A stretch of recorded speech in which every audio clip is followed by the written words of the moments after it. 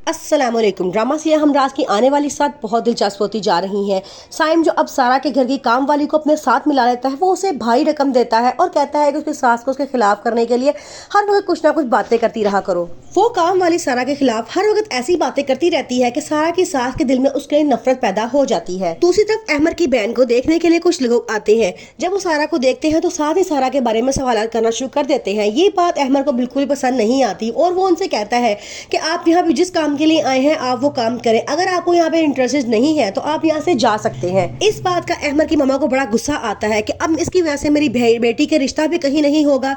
वो सारा को डांटना शुरू कर देती हैं और कहती है कि जिस तरह तुमने हमारी जिंदगियां बर्बाद की हैं, मैं तुम्हें बर्बाद करके छोड़ूंगी।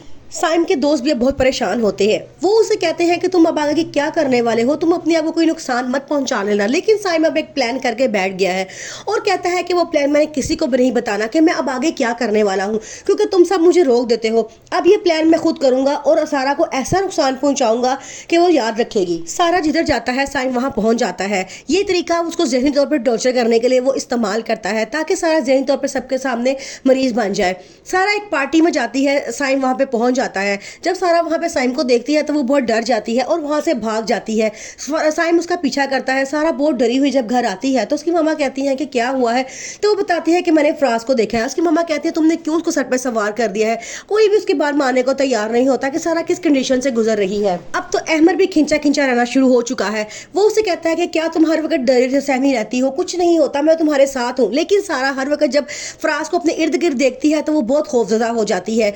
सारा की मामा भी इस मामले में बहुत परेशान होती हैं। वो कहती है कि जब बार बार आप लोग उसको माजी याद करवाओगे तो उसकी दिमागी हालत कैसे ठीक हो सकती है। हमें चाहिए कि हम सारा को मुकम्मल तौर पे रिलैक्स दें ताकि वो बिल्कुल ठीक हो जाए। सारा के लिए ये बहुत दुख की बात होती है। अहमद को हासिल करने के लिए उसने बहुत कोशिशें की होती हैं। आज जब वो दोनों एक हो चुके हैं तो उनके दरमियान साइम आ चुका है और साइम आके उनके दरमियान इतनी बदगुमानियां पैदा कर रहा है कि वो दोनों एक हैप्पी लाइफ नहीं गुजार सकते। सारा बड़ा परेशान है, वो हर वक्त रोती रहती है